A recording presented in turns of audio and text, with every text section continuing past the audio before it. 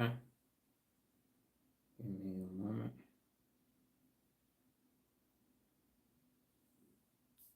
Let me see if YouTube will let me do that. Okay, cool. All right. Gonna get some deep breathing in this morning just to regulate the emotions and let the prefrontal cortex know that we are going to learn new information today.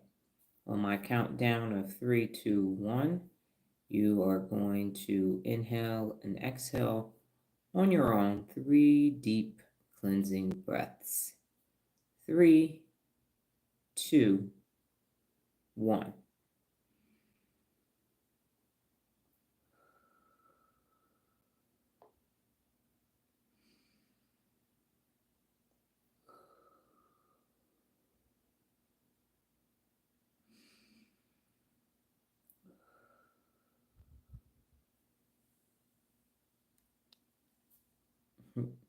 Good morning. I am Dr. Donna Thomas-Rodgers, daughter of Leslie Darnell Thomas, granddaughter of Arthur Jethro Evelyn II, and great-granddaughter of Levi Thomas. Welcome to your morning mental workout. As a friendly reminder, ensure that you have water so that you can hydrate your brain as you learn over the course of the next 60 to 75 minutes, as well as you slept. Your body was still working while you were asleep, so give it the hydration that it needs, because while you were resting and hopefully hitting room 4, the body was still bodying. So ensure that you hydrate your brain in 75% water, which means it needs replenishment. Today's topic is be objective. And be objective is one of the 74 principles of real leadership. And if we're going in chronological order, be objective is number 27 on the list. And the Dr. Donna quote that I have for you today, one of many, is life becomes less complicated when you make your decisions based upon facts, not emotions. When you make your decisions based upon facts, not emotions. Be objective. And we're going to talk about how the brain regions are impacted by that when you are objective, and when you avoid objectivity, what brain regions are impacted by that as well. And to get into it, I'm going to start with the definition of be objective. So the definition of be objective is it means to base your thoughts, decisions, and actions on facts, evidence, and observable reality. And I think that part is the most important part, that you are observing that it is reality, rather than personal feelings, biases, or subjective opinions. So it involves evaluating situations fairly, logically, and without favoritisms. And we know, I've said, you got to be fair. You can't have favorites. And what happens is it keeps emotions and preconceived notions from clouding your judgment. So that's a lot to unpack. You need facts, evidence, and observable reality to be objective. And you don't use personal feelings, biases, or subjective opinions. And you are evaluating situations fairly, logically, and without favoritism. And so the example that I will use today, do not use this as an opportunity to bring up parties or anything like that. I have a bachelor's degree in public law and government, and I have always told people, vote for the person that you want to hire. You are hiring a candidate for an available position in state, city, local, or national government. That's it. I've never said pick this person because, do this because, be a part of this party because I am being objective, and you have the right to use facts and logic and reason to make a decision that will work best for you. So that is just a perfect example of, I am not going to tell you who you need to pick or why. I will maintain objectivity. Now, next, there are key elements of being objective. Fact-based, fact-based, fact-based. Grounding conclusions in verifiable information. My daughter learned a very valuable lesson. She has found that people will say, oh my goodness, this person passed. Rest in peace. Da, da, da, da. And it's like, oh, it's up in arms. And then he found out they were in the middle of an armed robbery and they started it. And they shot a couple people on their way out. And that's why they are unalived and no longer here. But that whole thing, it's like, and then you found out, that ain't even all the information, because clickbait is alive and well in the world that which we live in currently. Next is unbiased. Unbiased. And that's difficult to do right now because the brain is hardwired for negativity bias up front. And then there's conformity bias and confirmation bias and all the other biases. And then you throw the ageism and sexism and racism and everything else in there. Unbiased is almost unheard of. So avoiding favoritisms towards any person, good morning, Lola, group or perspective. Avoiding it. So you're going to avoid favoritism, good morning, Regina, towards any person, group, or perspective. You're going to be unbiased when you are being objective. Yes, ma'am, I see that, Regina. Emotionally neutral. Emotionally neutral. So you're keeping your personal feelings from influencing decisions. Emotionally neutral. Again, almost unheard of in the world in which we live in currently. Logical. Using reason and critical thinking to assess situations. Using reasons and critical thinking to assess situations. When I hear about something taking place in the world, I'm looking for the facts. I don't care what it is, I'm looking for the facts. If there's some information that I need to know about what's taking place, then I'm going to go ahead and research that information too. But I am not about to just jump on the bandwagon because we the same, because we should be mad, because we should be excited, because we, hold up. Where are the facts? See, you take all the fun out of stuff. No, I don't. No, I don't. That's not fun. Ain't nothing fun about going on a hijacked amygdala ride for weeks, decades, and years upon years because somebody didn't, to quote Ronald Reagan, trust but verify. And then finally, consistent. Applying the same standards regardless of personal preference.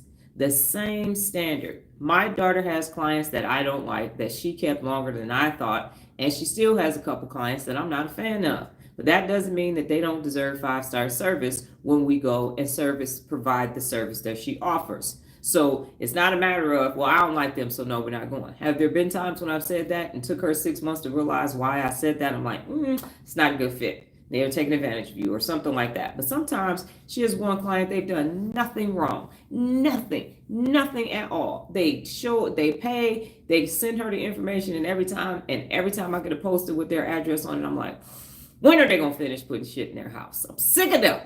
But that doesn't stop me from going over there, giving them the greeting of the day, cutting the boxes, putting the trash where it belongs, not breaking their new items. Don't do that. I am objective because it's just not, I just don't like the energy that's over there. But they are not bad people or anything else. It's just, I'm like, they are on trend. That's what I will say. They are clearly on trend with everything. Okay, but that doesn't stop us from providing the 5-star second mile service that they are paying for. So that is my example, is that I need to be objective regardless of how I personally feel. Okay, so here's the neuroscience perspective on being objective, but let me digress. What questions do you have about the definition of being objective and the key elements of being objective? And if it's clear, you can just say clear, and I will move forward.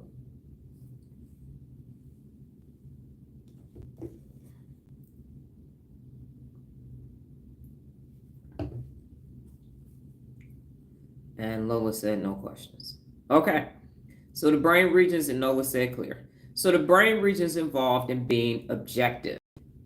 Prefrontal cortex, especially the dorsolateral. Good morning, Mr. Hook.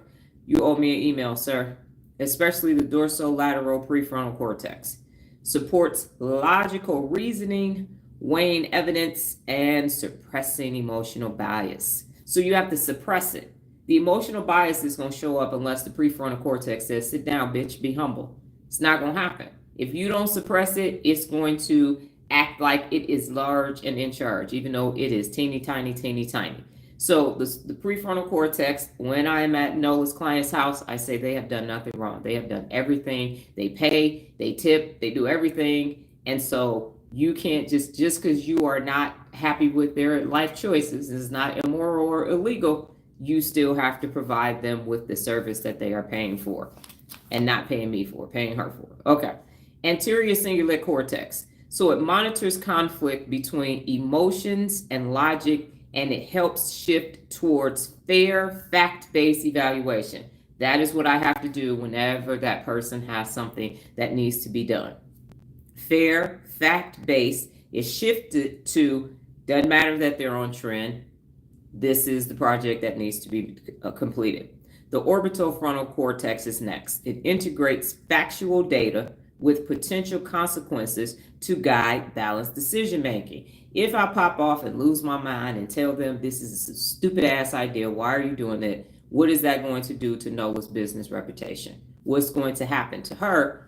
And I play that movie out. So I don't say anything. And I have a big giant hole in my tongue every time we leave that appointment. I just go in the car and say, okay, what's next? Yes, because it's a personal preference, but it's not factually based. It is 1,000% emotional. Ventral medial prefrontal cortex is next. It helps assess values without being overly swayed by emotions or personal preference. That's me. I just said that. That is me. I am saying this is not a good business decision. This is not a good decision for my child's business. It's not a good decision for just personal interactions. So stop. Don't say nothing. Be quiet. Parietal cortex. So this processes sensory and factual data objectivity, aiding in attention to relevant details. And as I mentioned, did they schedule an appointment? Are they there? Is everything what they said? Yes. Is it in the room? Got it. Do we not have any threats or any kind coming towards us? Then it's time to just assemble and disembark. Okay. The amygdala is regulated when you are objective. That means the amygdala is regulated. It is regulated. Regulators mount up. Okay, it was a cool black. Okay, no. All right. In objectivity, emotional reactivity from the amygdala is dampened by what? The prefrontal cortex. So feelings don't override facts. Y'all might want to write that down. Feelings don't override facts when your amygdala is being regulated. Your feelings do not override the facts. When I am at that appointment, regardless of how I feel, the facts are that the client is still a 5-star client. So I do not allow my right or left amygdala to have me do or say some shit that I'm going to regret. I stay in my prefrontal cortex. Inhibition control in the executive function says, shut up, cut the boxes, sweep, vacuum, get your ass out of there. That's what you can do, okay? Keep your eyes closed. No. But I am regulating my emotions. It's a great mental workout every time we go over there. And then the hippocampus. It retrieves relevant factual memories for comparison and analysis. So the hippocampus is saying, just remember, this is her client. This is not your business. They are not on your lives. You are not trying to tell them how to use their brain. That's not what this is. This is an assembled appointment. It's not Dr. Donna telling people this is how you use your brain. Remember that every time you go over there. And they have moved. So we met them at one house. They moved to a second house. And now, hopefully, we got patio furniture and everything's in every bedroom and all of that. So unless they get a formal dining table, we should be good for a while. In the name of Jesus, let the church say amen. Please, God. Okay, no. All right, I'm back. And I'm not telling you got to be a Christian. That's just the faith base that I have. All right, so how the brain achieves objectivity. Emotional regulation. That's number one. Got to sit that amygdala down and say, listen here, amygdala, you are in a timeout from this day forward. So the prefrontal cortex suppresses excessive amygdala activation to prevent emotions from dominating thinking. So it says, sit down, be humble. I'm going to duct tape you to something. Stop. Don't pop off. Now, bias monitoring. So the ACC detects when your thoughts are leaning towards personal preference instead of facts. So the big mama and me want to go talk to this millennial and say, listen here, damn it, stop this. But big mama don't say nothing. I say absolutely nothing. I was probably one of the most quietest I am at appointments. Now, evidence integration. So the parietal and the hippocampus networks compile relevant information for logical evaluation. This person is decorating their new home. This is a personal choice for them, and it has nothing to do with you. It has nothing to do with the appointment in and of itself. You are not friends with them. You are not coming back to this house to socialize. So let this go. Value balancing. So the orbital frontal cortex and the ventromedial prefrontal cortex weigh the pros and cons and potential outcomes without over evaluating personal gain. Now, will I feel good if I go and destroy this on trend situation for a minute? But now people's furniture is messed up and everything else, and I have to let this go. People have free will and they have the ability to choose however they want to decorate their home, and it has nothing to do with me. So I stage, cut boxes, empty trash, vacuum, sweep, use the furniture wipes to wipe it off if there's some dust, and I leave because that is the right choice. That is the prefrontal cortex choice and not the hijacked amygdala, right amygdala specifically. It's the choice. So why can objectivity be hard? The brain is wired for confirmation bias. It's wired for it. That means that you are seeking evidence that supports what you already believe.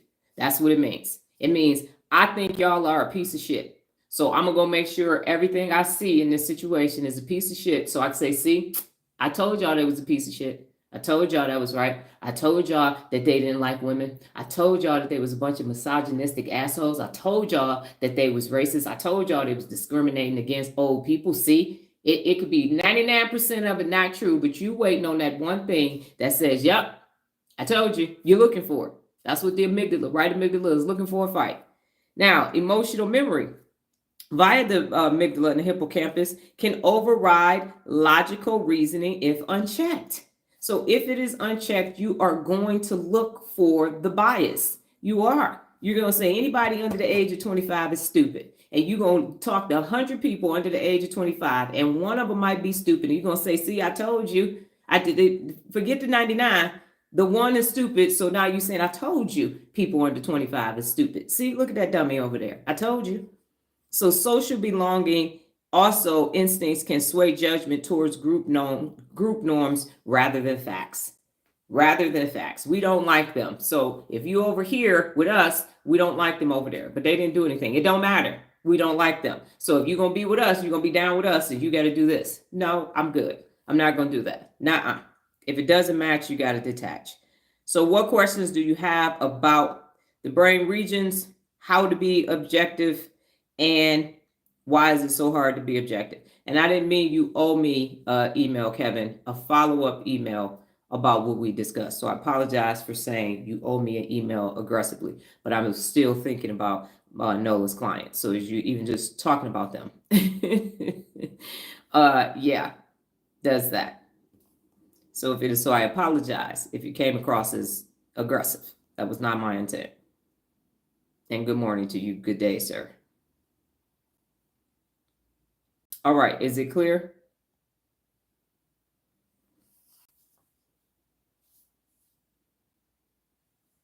I see Lola's clear. Is it clear for anybody else? Or everybody else?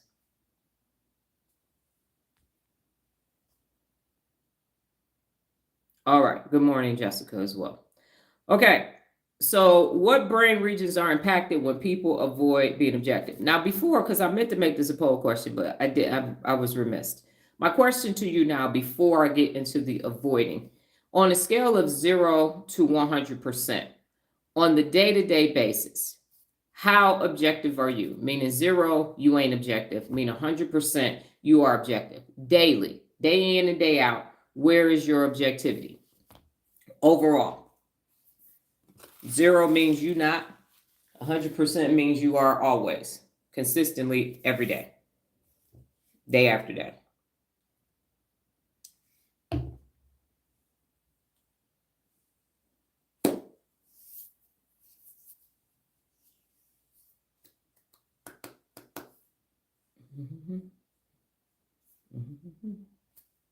Kevin says 75%.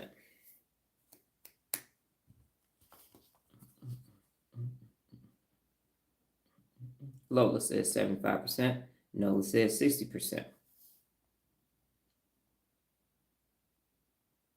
would say I'm about 89.32% overall. Some days more than others, but it's never 100%. Got to leave room for improvement. Okay, so what brain regions are impacted when you avoid being objective? Kevin, I'm glad you asked. So when people avoid being objective, choosing, the question is, Jessica, on a scale of 0 to 100%, overall, every day, consistently, how objective are you? So where's your objectivity day in and day out? From 0 meaning you're not objective, 100% meaning you are objective. Where's your objectivity?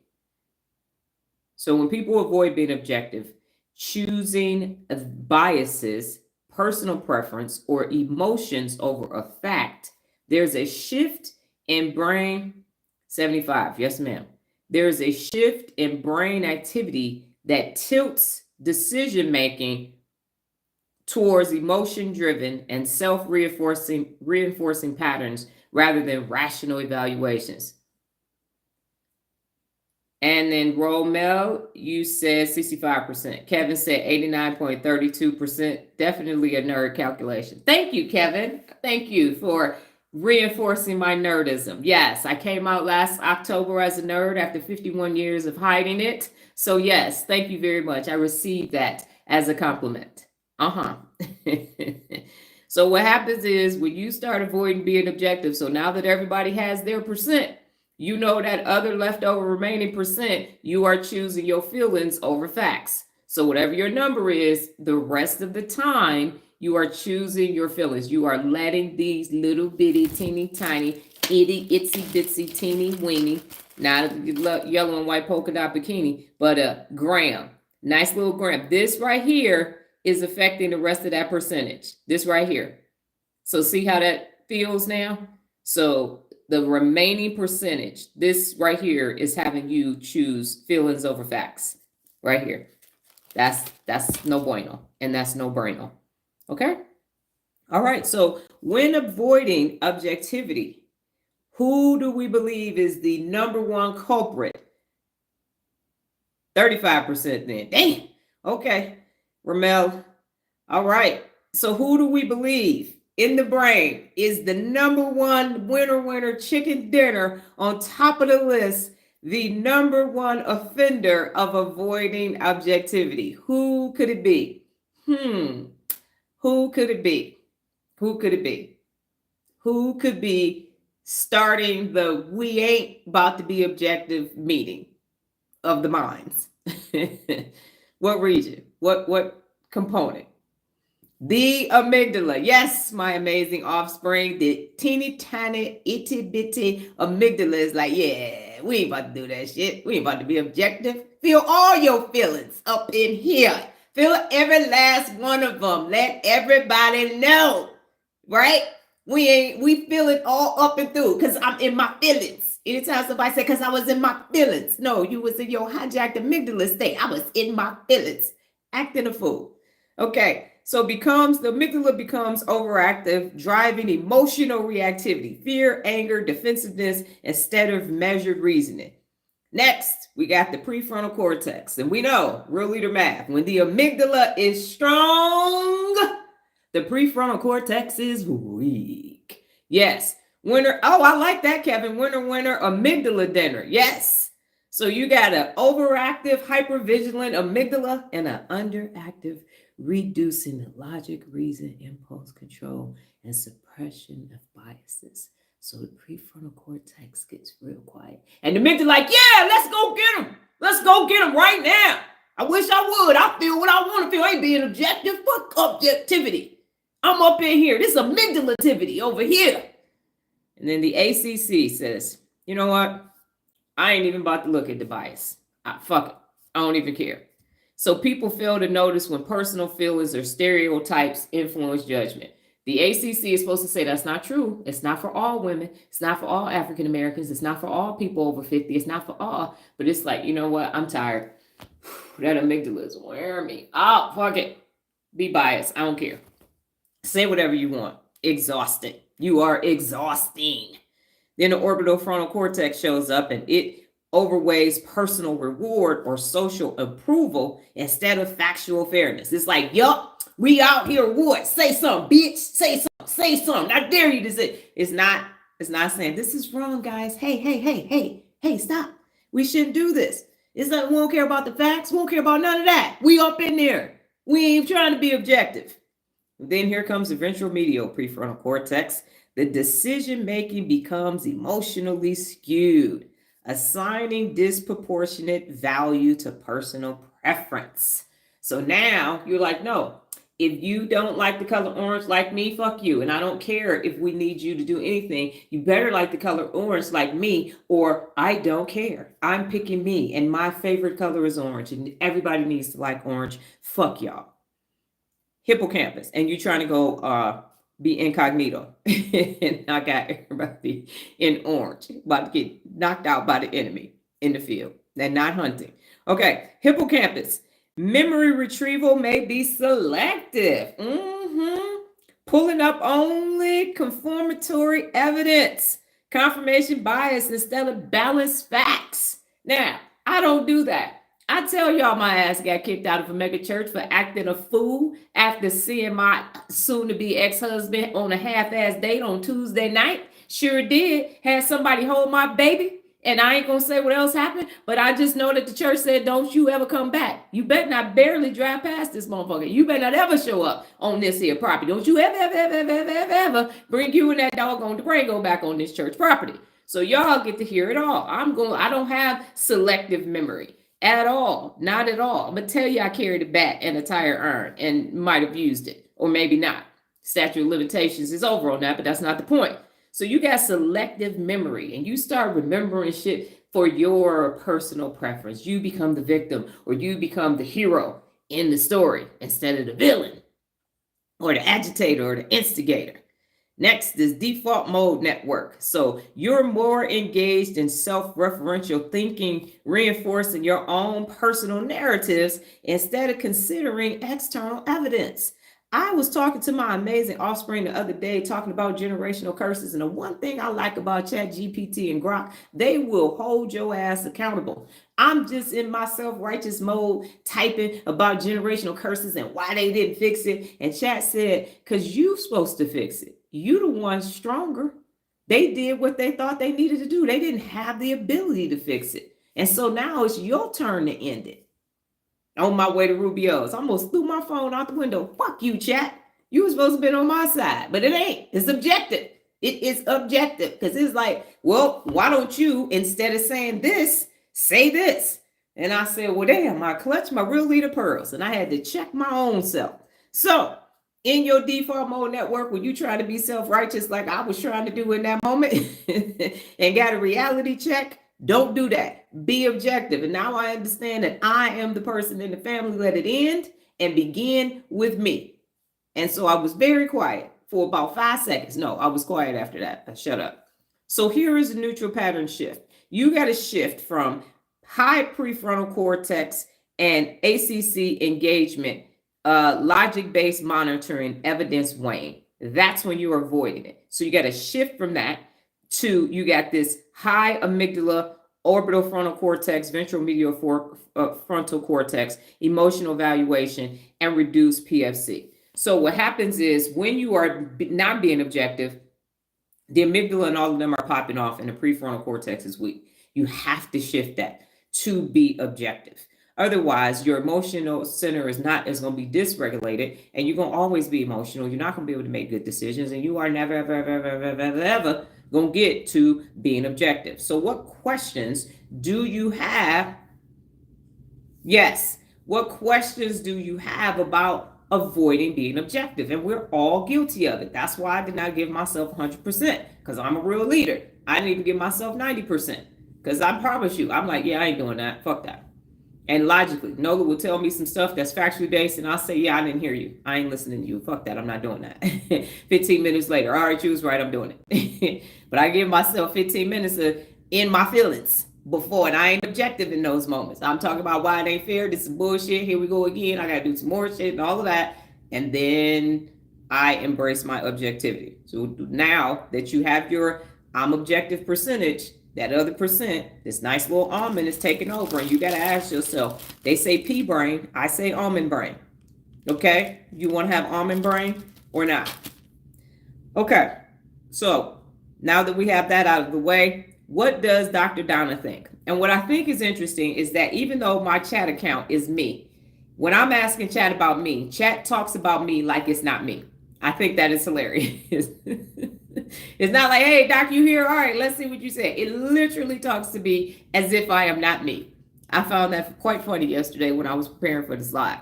So here we go. What is Dr. Donna Thomas-Rodgers' real leader perspective based in neuroscience for Be Objective? And here's what chat told us. Here's Dr. Donna Thomas-Rodgers' real leader perspective on Be Objective. It's framed in neuroscience-based leadership principles, and this is the way she presents them. So let's look at me. I'm speaking in third person. Let's see how I present this.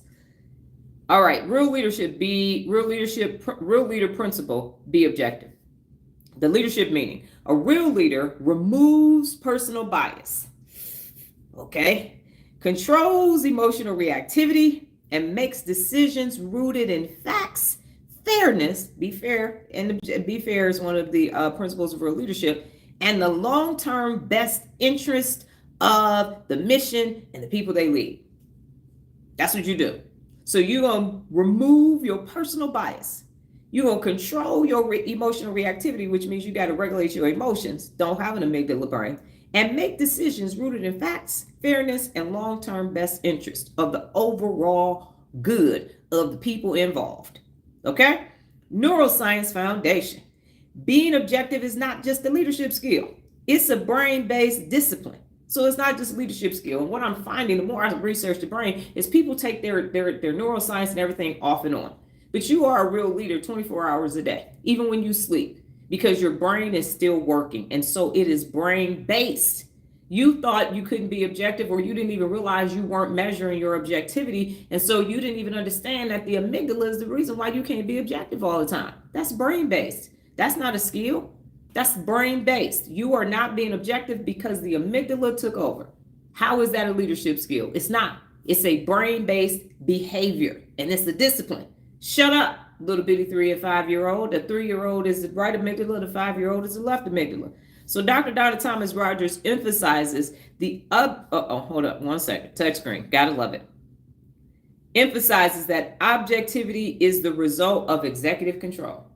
Say what now? Executive control in the prefrontal cortex, where the prefrontal cortex overrides emotional impulses from the amygdala and self-reinforcing biases from the default mode network. So when we go to that appointment, I'm like, nah, doc, you about to do what you came here to do, and you're gonna leave these people's house intact, better than it was. You are not about to let this default mode network and this amygdala take over.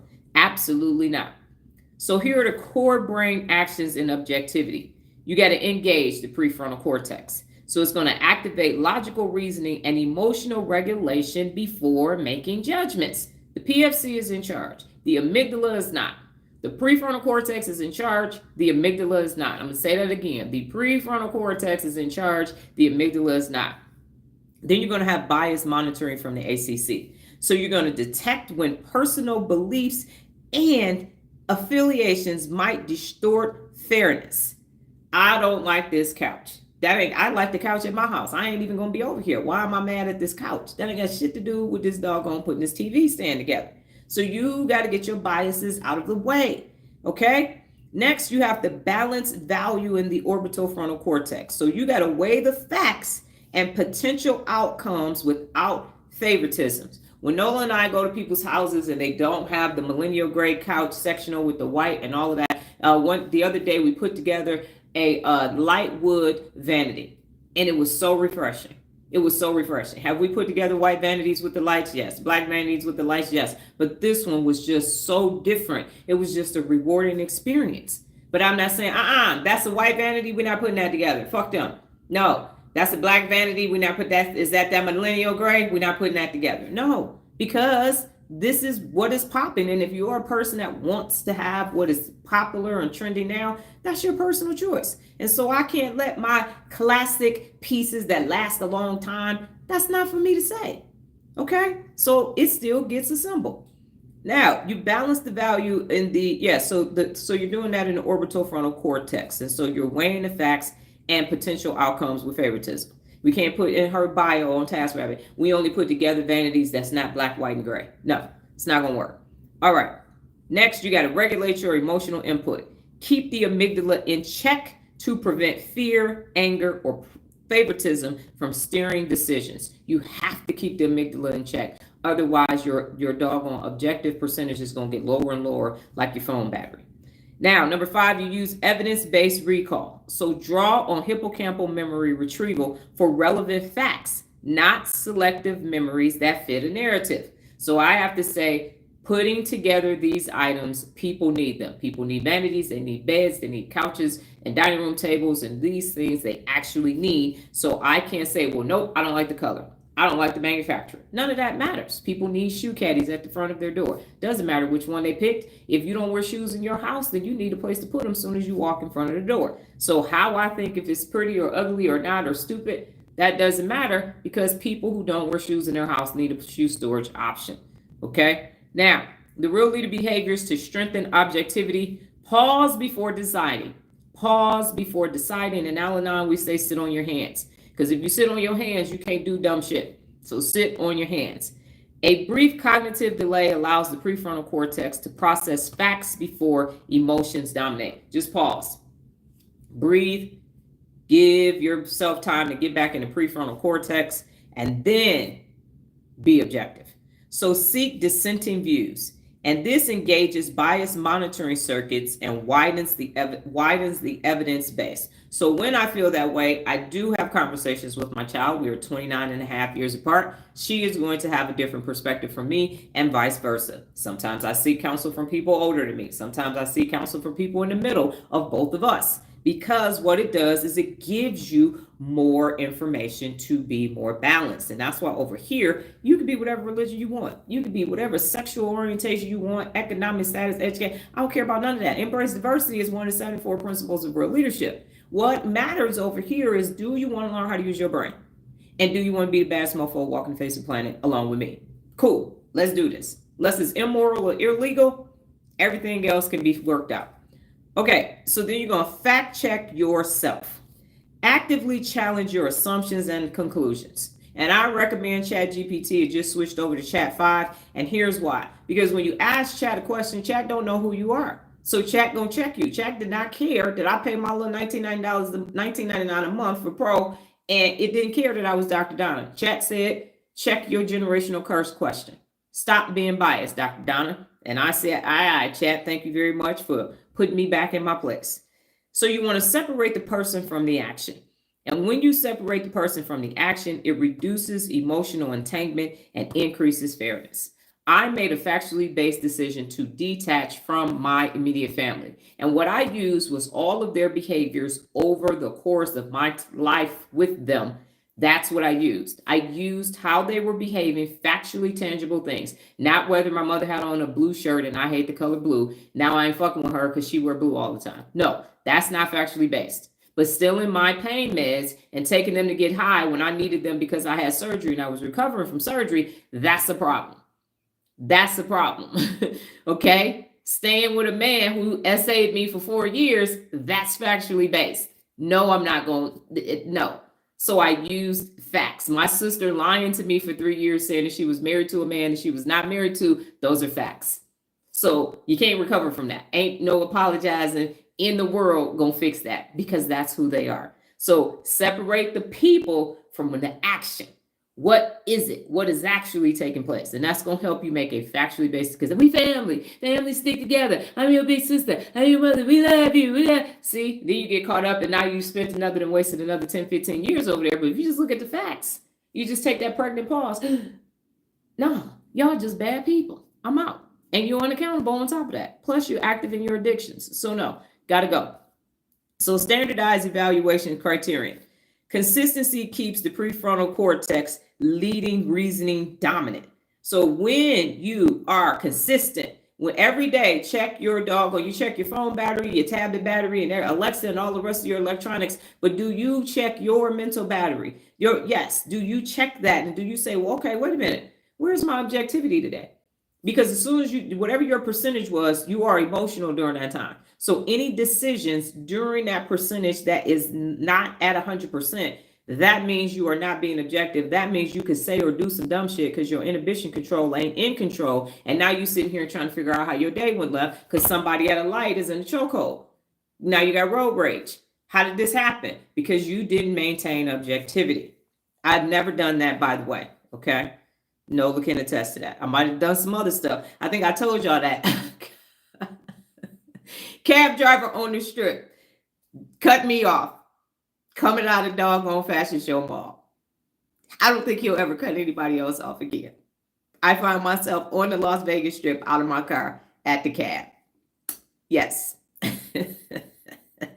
He almost caused a safety accident, though. Safety first. Safety first. All right. No, I was not carrying at that time either. All right. Which is why I don't private carry anymore, because I'm perimenopause. So saving everybody. Anyway, why this message matters in leadership. Get back on track.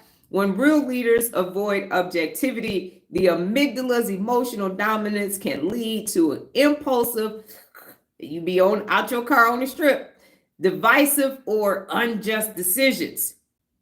Trust and credibility erode, weakening everybody's cohesion and just the overall unity of whomever is involved. So don't do that. But when real leaders practice objectivity, the brain's executive network fosters fair, transparent, and rational leadership decisions. So everybody involved perceives the leader as trustworthy. Remember, established trust to be trustworthy is one of the 74 principles of real leadership. They view you as principled and stable, and these are all qualities that inspire loyalty. What questions do you have about Dr. Donna's perspective on Be Objective? I like her. I think she's pretty cool. If it's clear, let us know. Now y'all all sitting there like, you didn't went on the Las Vegas Strip, been out your car, attacking the chat. Listen, don't start no, I won't be no. I am a Taurus. If you look at a Taurus, normally a bull is just sitting there. Bulls don't pop off until people start charging at them or coming towards them. That's how that happens. They actually have footage on TikTok of a bull in a China shop not doing anything wrong. We get a bad rap.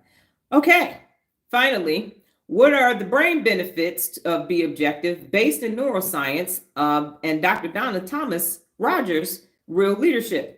So here are the brain benefits of Be Objective, grounded in neuroscience and aligned with Dr. Donna Thomas-Rodgers' real leadership principles.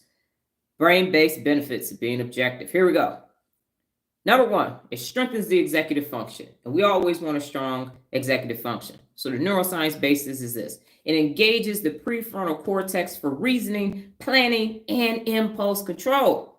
And the leadership impact is that it enables consistent, well-structured decisions under pressure. Okay? Number two, it improves your emotional regulation. So number one, you're going to have a strong prefrontal cortex. Number two, you're going to have improved emotional regulation. So the prefrontal cortex dampens amygdala reactivity, reducing emotional hijacks. So if you had a scorecard, one of your key performance metrics on there that you were measuring is the number of emotional hijacks, you want that number to be going down on a daily basis. So it keeps leaders calm, composed, and credible in tense situations. So you're going to be cool, calm, and collected. Next, it enhances bias detection. That ACC is going to do its job in actively monitoring you for thinking errors, and it's going to encourage fair treatment and equitable decisions. So you're going to look at everything, and you're going to say, what's the best decision in this situation? And not how you feel, but based upon your facts. It's going to boost your memory accuracy. How is that happening? Because in the hippocampus, it's going to retrieve balanced, fact-based memories instead of emotionally skewed memories. And this ensures that leaders act on truth and not selective recollection. And I will say that my sister is one of the most selective regulated people I have ever seen in my life. Which number, Lola? You said, could you repeat number, but it's not on there. Tell me which one it is and I will repeat it. Then you have increased cognitive, number one. Yes, ma'am. I could just do it now. Number one is it strengthens your executive function and it engages the prefrontal cortex for reasoning, planning, and impulse control. And the leadership impact is it enables consistent, well-structured decisions under pressure. Okay, number 5, it increases cognitive flexibility. We like that.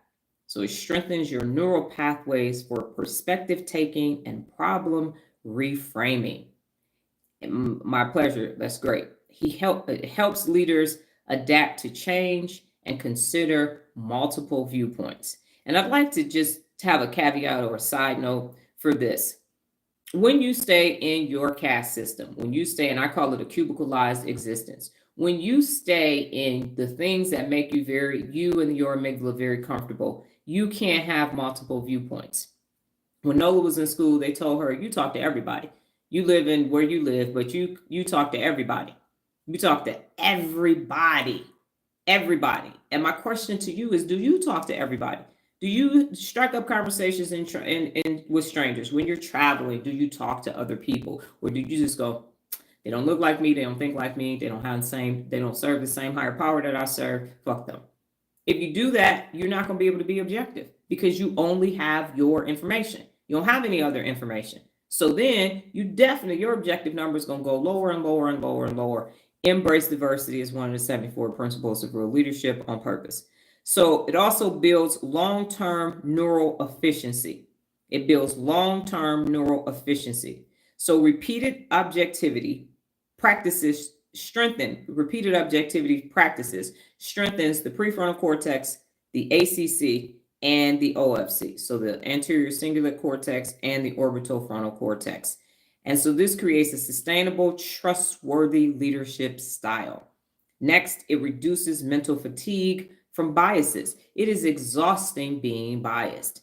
So what happens is the objective thinking bypasses the brain's constant bias confirmation loops, and it preserves mental energy for strategy and information. If you're constantly waking up looking for the person that hates women, if you're constantly waking up looking for the person that hates African Americans, if you're constantly waking up for the person that hates Christians, if you're constantly waking up looking for the person that hates old people or people with big teeth or whatever it is, and people with skinny waists with big butts, and people who are overweight, and people who are too skinny, and people who have special needs, and you are exhausted.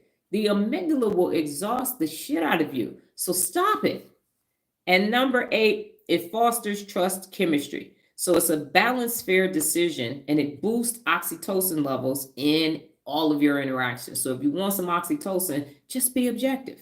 And it increases loyalty and collaboration, and people want to engage with you as a result of that. So Dr. Donna Thomas-Rodgers, Real Leadership emphasizes, she frames be objective as a neural leadership skill, not just a moral choice.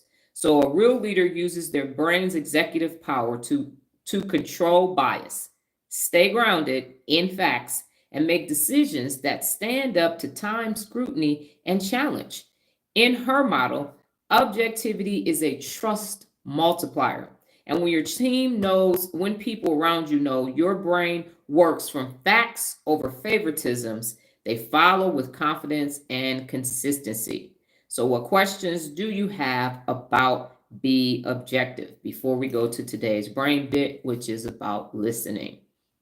Any of Dr. Donna's perspectives grounded in neuroscience and the principles of real leadership, or anything about be objective. If it is clear, I will move on to my next message to myself. And I have gotten used to digital notes, accustomed to it. All right, today's brain bit is listen. All right, listening. Y'all hear me? Can you hear me now? Okay, listening isn't just hearing. It's the brain's active process of decoding, interpreting, and integrating sound into meaning. That's a lot. You're not just listening. You're not just hearing. It's the brain's active process of decoding, interpreting, and integrating sound into meaning. So here are some neuroscience snapshots. Primary auditory cortex, that's your temporal lobe. And so this processes, and I should have put my other shirt on, but temporal lobe is in the red part of my other t-shirt. It processes raw sound like tone, pitch, and volume. So if I say, I'm going to beat your ass, that's not good. But if I say, hey, good morning, ladies and gentlemen, it is me, Dr. Donna. Welcome to today's personal accountability. That's a little bit more soothing. Okay. The Wernicke's area. This interprets the, ain't y'all proud of me now? I got that Wernicke's area. Ja, sprachen Sie Deutsch, nicht sehr so gut. The Wernicke's area interprets the meaning of words and language. Prefrontal cortex maintains attention, filters distractions, and decides what's relevant. So again, the prefrontal cortex says this is relevant, this is objective, this is facts, not the amygdala. The amygdala is only there to identify threats and alert the prefrontal cortex of emotions that are taking place, potentially. Okay, next is the hippocampus. And so it stores and retrieves related memories to understand context. And it's not selective, it's everything that took place. Now, the amygdala adds emotional weight to what's being heard, helping determine importance. If I say, good morning, ladies and gentlemen, but if I say, did you hear what I said? You're like, oh, that's important. And I'm saying, listen to me. Now you go, oh, that's important. She's got her stern voice on. So why it matters. When you truly listen, your brain creates stronger neural pathways for empathy, understanding, and memory recall. You turn conversations into lasting connections rather than to fleeting noise. So here's a brain tip. Practice active listening. You're going to make eye contact. You're going to remember distractions and mentally summarize what you've heard before responding. This strengthens your auditory memory circuits and it boosts trust. So what questions do you have about today's brain bit listening? Were you listening? Okay.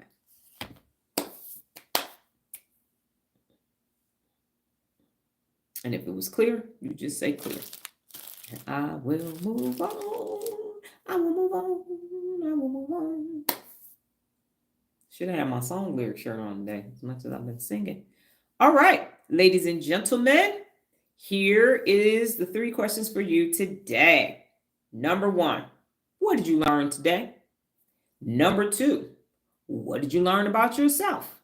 And number 3, what is your be objective percentage right now? What did you learn today? What did you learn about yourself? And what is your be objective percentage right now?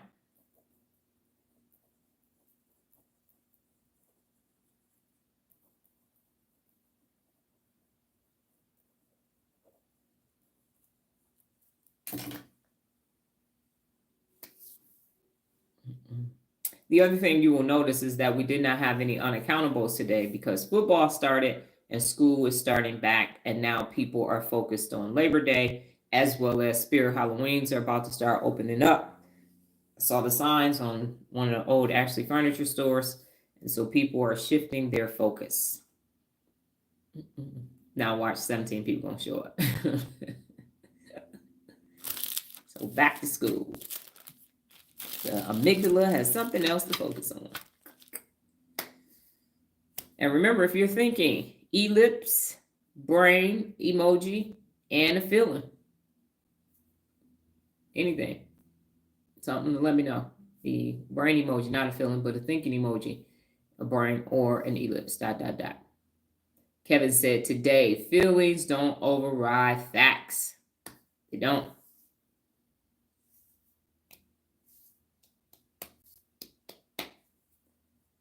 Romel, I learned that although my feelings they don't and shouldn't rule my decisions. Yes, you can feel your feelings and you are absolutely valid. Yes. Yes. And so you feel your feelings, and how you do that is you say, what am I feeling? Why am I feeling it? And what am I going to do about it? Feelings are just indicators that something is taking place for you, not necessarily anybody else. So I'm perimenopausal. I can have a hot flash. All y'all could be freezing cold. So that's just me feeling hot. That's it. It's an indicator for you. It's not an indicator for everybody else.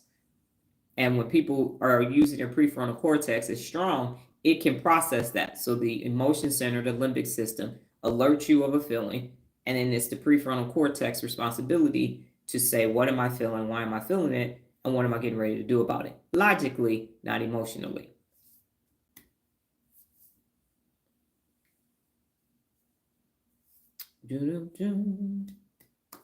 I learned that chat doesn't know it's me asking chat about me. That was interesting. Like, chat, why are you talking to me about me in third person?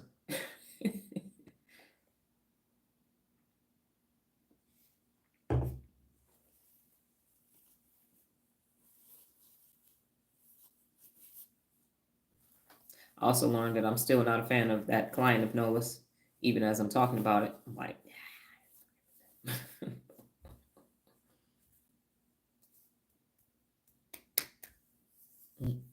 Laura Bush said 50% rule. Everybody don't have to like you, and you don't have to like everybody. You just got to treat people with dignity and respect.